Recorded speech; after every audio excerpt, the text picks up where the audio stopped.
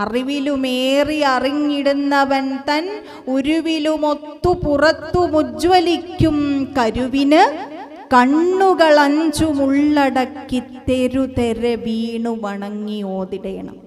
അയ്യോ, ആത്മോപദേശ ശതകം അതൊക്കെ ഞങ്ങൾക്ക് വലിയ ബുദ്ധിമുട്ടുള്ള കാര്യമാണ്, അതൊക്കെ പറയാതെ മോളെ എന്നായിരിക്കും നമ്മൾ മനസ്സിൽ വിചാരിക്കുന്നത്. ഇത് പച്ച മലയാളത്തിൽ ഗുരു പറഞ്ഞു തന്ന കാര്യമല്ലേ അല്ലേ? എന്താ പറഞ്ഞിരിക്കുന്നതിനർത്ഥം? അറിവിലുമേറി അറിഞ്ഞിടുന്നവൻ്റെ ഉള്ളിൽ അകത്തും പുറത്തും ഉജ്ജ്വലിച്ച് നിൽക്കുന്ന ഒരു കരുവുണ്ട്. നമ്മളിപ്പോൾ പറഞ്ഞ ഈ ആത്മചൈതന്യം. ആ ആത്മചൈതന്യത്തെ അറിയണം എന്നുണ്ടെങ്കിൽ അറിവിലുമേറിയ ഒരു അറിവ് നമുക്ക് കിട്ടണം, വേണ്ടേ?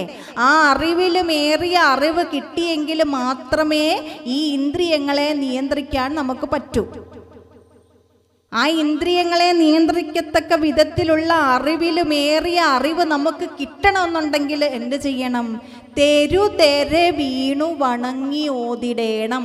വീണ്ടും വീണ്ടും വീണ്ടും വീണ്ടും വണങ്ങി ഓതണം എന്ന് പറഞ്ഞാൽ എന്താ ഉദ്ദേശിക്കുന്നത്? പ്രാർത്ഥിച്ചുകൊണ്ടേയിരിക്കണം. സാധാരണക്കാരെ സംബന്ധിച്ചിടത്തോളം ഉള്ള ഈശ്വരാരാധനാ മാർഗം, ലക്ഷ്യസാക്ഷാത്കാര മാർഗം എന്താണ്? വനമലർ കൊയ്തും അതല്ലയായെങ്കിൽ മായാ മനുപുരു വിട്ടുമിരിക്കിൽ മായ മാറും. ഈ മായ മാറിയിട്ട് ഉള്ളിലിരിക്കുന്ന ആത്മബോധം ഉണരണമെന്നുണ്ടെങ്കിൽ എന്ത് ചെയ്യണം? നിരന്തരമായിട്ട് ഈശ്വര ഭജനം നടത്തിക്കൊണ്ടിരിക്കണം. പ്രാർത്ഥന എന്നുള്ള വാക്കിൻ്റെ അർത്ഥം അതല്ലേ? പ്രകർഷേണയുള്ള അർത്ഥന. ഇപ്പോൾ 24 പ്രഭാഷണങ്ങൾ നിങ്ങൾ കേട്ടുവെങ്കിൽ 24 പ്രഭാഷണത്തിൽ നിങ്ങൾ കേട്ടിട്ടുണ്ടായിരിക്കും. പ്രാർത്ഥന എന്ന വാക്കിൻ്റെ അർത്ഥം പ്രകർഷേണയുള്ള അർത്ഥന എന്നാണ്. അത് രാവിലെ എണീക്കുമ്പോൾ മുതൽ രാത്രിയിൽ കിടന്നുറങ്ങുന്നിടം വരെ നമ്മുടെ ഉള്ളിൽ ഉണ്ടായിരിക്കേണ്ടുന്ന ഒന്നാണ് പ്രാർത്ഥന. എങ്കിലല്ലേ അത് ലക്ഷ്യസാക്ഷാത്കാരത്തിലേക്ക് എത്തൂ നമ്മുടെ ജീവിതം. നമുക്കിപ്പോൾ 100 ഡിഗ്രി സെൽഷ്യസിൽ 1 കലം വെള്ളം തിളച്ച് കിട്ടണം. ഇപ്പോൾ ഗ്യാസ് സ്റ്റവ് ആണ് നമ്മളൊക്കെ ഉപയോഗിക്കുന്നത് അല്ലേ? അപ്പം നമ്മൾ കുറച്ച് നേരം ആ വെള്ളം ചൂടാക്കി സ്റ്റൗ ഓഫ് ചെയ്ത് വെച്ചു, വീണ്ടും കുറച്ച് സമയം കഴിഞ്ഞിട്ട് വീണ്ടും ചൂടാക്കി സ്റ്റൗ ഓഫ് ചെയ്ത് വെച്ചു, വെള്ളം തിളച്ച് കിട്ടുമോ?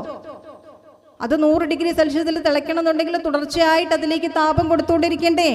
എന്ന് പറയുന്നത് പോലെ നമ്മുടെ ഇന്ദ്രിയങ്ങളെ നിയന്ത്രിക്കണം എന്നുണ്ടെങ്കിൽ നിങ്ങൾ എപ്പോഴും പ്രാർത്ഥിക്കണം. ഈ ലോചനമാതീന്ദ്രിയമേതെങ്കിലും ഒന്നിങ്ങ് ആലോചന കൂടാതെ അബദ്ധത്തിങ്കലണഞ്ഞാൽ ആ ലാക്കിലുടൻ സന്മതി തോന്നിക്കുകെനിക്കൻ കോലത്ത് കരക്കോവിലിൽ വാഴും പരമേശ്വരൻ. അല്ലയോ ഭഗവാന്റെ, എൻ്റെ കണ്ണ് മുതലായ ഇന്ദ്രിയങ്ങളിൽ ഏതെങ്കിലും ഒന്ന് എന്തെങ്കിലും വേണ്ടാത്തതിലേക്ക് പോയാൽ ആ ലാക്കിൽ ആ സെക്കൻഡിൽ തന്നെ എൻ്റെ ഉള്ളിൽ നല്ല ബുദ്ധി തോന്നിക്കണേ ഭഗവാനെ. അങ്ങനെ പ്രാർത്ഥിക്കാനല്ലേ നമുക്ക് പറ്റൂ.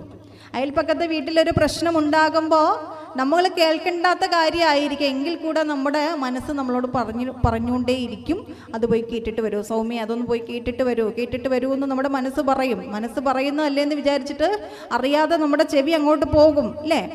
പോകുമ്പോൾ നമ്മളത് കേൾക്കും. പിന്നെ അത് കേൾക്കുക മാത്രമാണോ ചെയ്യാം? പിന്നെ നമ്മുടെ മനസ്സെന്താ പറയാ? അത് അപ്പുറത്തെ വീട്ടിലെ ആളോടത് പറയൂ എന്ന് നമ്മുടെ മനസ്സ് വീണ്ടും പറയും. അപ്പം എന്താ? നമ്മുടെ നാവ് ചലിക്കും അല്ലേ?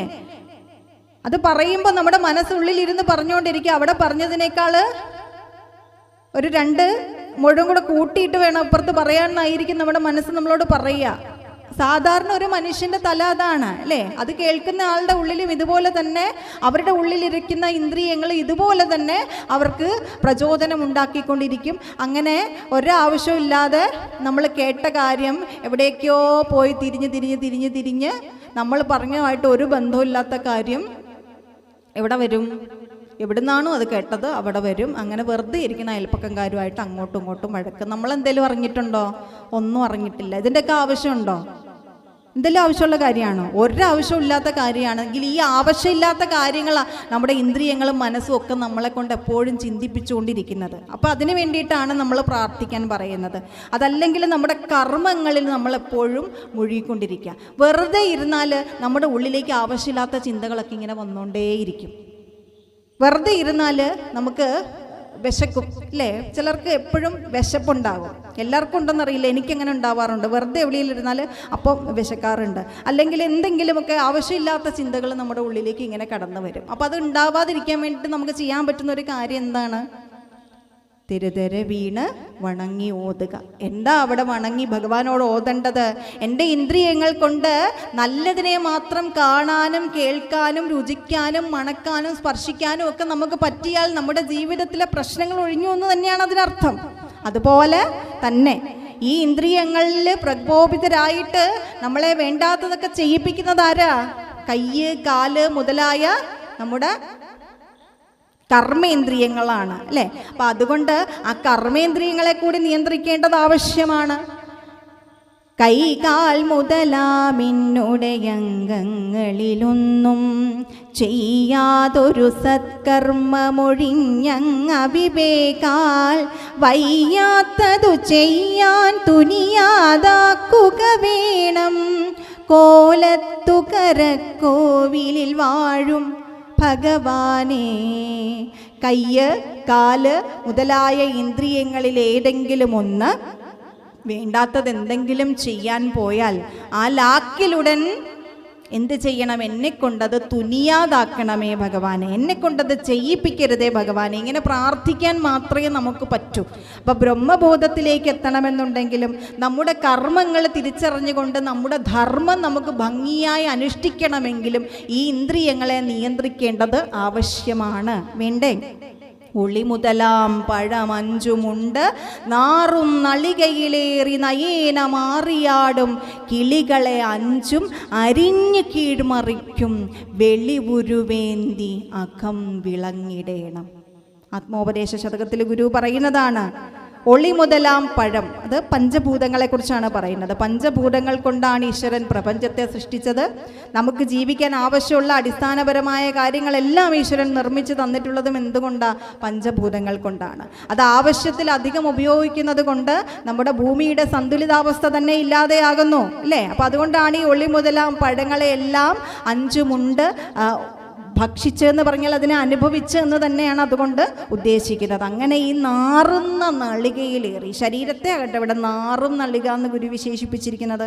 നമ്മൾ പൗഡറൊക്കെ ഇട്ട് പൊട്ട് തൊടിയിപ്പിച്ച് കുളിപ്പിച്ച് കൊണ്ടു നടക്കുന്ന ശരീരമാണ്, അത് നാറുന്ന നളികയാണെന്നാണ് ഗുരു പറയുന്നത്. ശരിയല്ലേ? ശരീരം മലമയമാണ്. തൃപാദങ്ങൾ മണ്ണന്തല ദേവീസ്തവം എന്നൊരു കൃതി രചിച്ചിട്ടുണ്ട്. അപ്പം അവിടെ പറയും, കങ്കമാദികളശിച്ചിടുന്നൊരശനം കളേബരമിതല്ലയോ വൻകലാവതി വലിച്ചിടുന്നിതു മതി പ്രസാദമരുളിയിടു നീ. കങ്കമാടികൾ അശിച്ചിടുന്നൊരശനം കളേബരമിതല്ലയോ. നമ്മുടെ കളേബരം അഥവാ ശരീരം എന്ന് പറയുന്നത് എന്താ? കങ്കമാടികൾ. കങ്കം എന്ന് പറഞ്ഞാൽ കഴുകൻ എന്നാണ്. കഴുകന് വേണമെങ്കിൽ ഭക്ഷിച്ച് തിന്നാനായിട്ടുള്ള ഒരു അവൻ്റെ ഫുഡാണ് നമ്മുടെ ശരീരം എന്ന് പറയുന്നത്. അപ്പോൾ ആ ശരീരത്തിന് അത്രയും വിലയുള്ളൂ എന്നാണ് ഗുരു പറയുന്നത്. അപ്പോൾ ആ ശരീരത്തിനുള്ളിലിരുന്ന് കൊണ്ട് നയേന മാറി ആടിക്കൊണ്ടിരിക്കുന്ന ഈ ഇന്ദ്രിയങ്ങളാകുന്ന കിളികളെ എന്ന് നമുക്ക് നിയന്ത്രണത്തിലാക്കാൻ പറ്റുന്നോ അന്ന് നമ്മുടെ ജീവിതത്തിൽ സമാധാനം ഉണ്ടാകും. അതുകൊണ്ട് ആ സമാധാനത്തിനായി നിത്യവും പ്രാർത്ഥിക്കുക. രാവിലെ എണീക്കുമ്പോൾ മുതൽ നമ്മുടെ ഏതെങ്കിലും ഒരു ഹൃദയത്തിൻ്റെ ഏതെങ്കിലും ഒരു കോണിൽ എപ്പോഴും ഗുരു പറഞ്ഞ ഈ 2 ശ്ലോകങ്ങൾ ഉണ്ടാകണം. ഈ ലോചനമാതീന്ദ്രിയം ഏതെങ്കിലും ഒന്നിങ്ങ് ആലോചന കൂടാതെ അബദ്ധത്തിങ്കൽ അണഞ്ഞാൽ ആലാക്കിലുടൻ സന്മതി തോന്നിക്കുകെനിക്കൻ കോലത്ത് കരക്കോവിലിൽ വാഴും ഭഗവാനെ. അതോടൊപ്പം കൈകാൽ മുതലാം എന്നുടെ അംഗങ്ങളിലൊന്നും ചെയ്യാതൊരു സത്കർമ്മമൊഴിഞ്ഞ് ഇങ്ങവിവേകാൽ വയ്യാത്തത് ചെയ്യാൻ തുനിയാതാക്കുക വേണം കോലത്ത് കരക്കോവിലിൽ വാഴും ഭഗവാനെ എന്ന പ്രാർത്ഥന ഉണ്ടാവണം. അങ്ങനെ നിരന്തരം പ്രാർത്ഥിച്ചാലുള്ള ഗുണം എന്താണെന്നറിയാമോ? നമ്മുടെ ഉപബോധ മനസ്സിലിരുന്നു കൊണ്ട് നമ്മുടെ ഇന്ദ്രിയങ്ങളിൽ ഏതെങ്കിലും ഒന്ന് വേണ്ടാത്തതിലേക്ക് പോയാൽ ഈ പ്രാർത്ഥനയിലെ ഈ വാക്കുകൾ മന്ത്രമൂലം ഗുരോർവാക്യം എന്നല്ലേ പറയുന്നത്. ഗുരുവിൻ്റെ ഈ മന്ത്രത്തിലെ ഓരോ വാക്കുകളും നീ അത് ചെയ്യരുത് എന്നുള്ളൊരു ബോധം നമ്മുടെ ഉപബോധ മനസ്സിൽ നമുക്കുണ്ടാക്കും. അതാണ് ഗുരുവിൻ്റെ വാക്കുകളുടെ ശക്തി എന്ന് പറയുന്നത്.